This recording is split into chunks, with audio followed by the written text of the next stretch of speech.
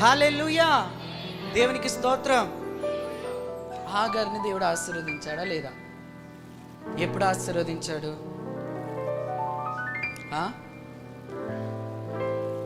ఇస్సాకు పుట్టిన తర్వాత ఆశీర్వదించాడు. నేను అనుకుంటాను ఐగుప్తులో నుండి ఎప్పుడైతే చెప్పాలి, నేను అనుకుంటాను ఐగుప్తులో నుండి కూడా కాదు, ఇంకా లోతుకు వెళ్తే ఎప్పుడైతే ఈ అబ్రాహాము సంతతిని ఆగర్ ముట్టుకుందో అప్పుడే దేవుడు ఆశీర్వదించాడు.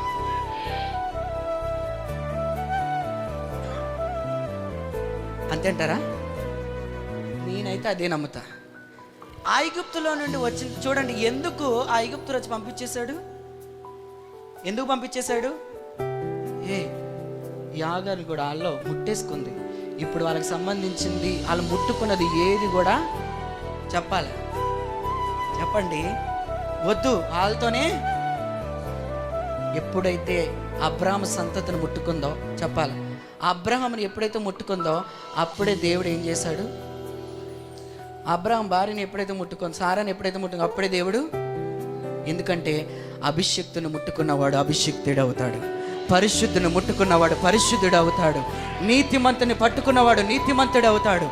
ఆశీర్వదించబడిన వాడిని పట్టుకుంటే ఆశీర్వదించబడిన వారే అవుతారు. హల్లెలూయా. ఇప్పుడు నువ్వు ఎవరిని పట్టుకుంటున్నావో నాకు తెలియదు, ఇంక నీవే నిర్ణయించుకోవాలి. ఇప్పుడు నీవున్న స్థితిలో నువ్వు ఎవరిని పట్టుకుంటున్నావో తెలియదు. హల్లెలూయా. సిగరెట్ పట్టుకుంటే సిగరెట్ వాడివేను. హల్లెలూయా. మందు పట్టుకుంటే మందు వాడివేను. పరస్త్రీని ముట్టుకుంటే పరస్త్రీ వాడివేను. దేవుని సంబంధివి కాదు. హల్లెలూయా, హల్లెలూయా. బయట అన్నీ చేసేసి లోనికి వచ్చేసి అయ్యా ప్రభు అంటే ఆయన నీ వాడు అయిపోడు, నువ్వు ఆయన వాడు అయిపోవు. దేవునికి స్తోత్రం. దేవుడు ఏమన్నాడో తెలుసా? ఇదిగో మనల్ని ఆశీర్వదించినప్పుడు దేవుడు ఒక మాట అంటున్నాడు. ఏమంటున్నాడు? మీరు ఫలించండి. ఏమంటున్నాడు? ఎప్పుడు ఫలిస్తామని యోహాను సువార్తలో రాయబడి ఉంది. ఆయన నిజమైన ద్రాక్షవల్లి. చెప్పాలి, యోహాను సువార్త 15వ అధ్యాయంలో ఉందా లేదా? చెప్పాలి.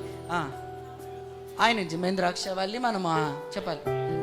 మనము అప్పుడు ఏమంటున్నాడు ఆయన? ఎవరు నాతో, నేను ఎవరితో, వారు ఏం చేస్తారు? షార్ట్ కట్లో చెప్పకండి, బహుగా ఫలిస్తాడు. హల్లెలూయా. ఫలిస్తాడు కాదు, బహుగా ఫలిస్తాడు. ఆమేన్. హల్లెలూయా.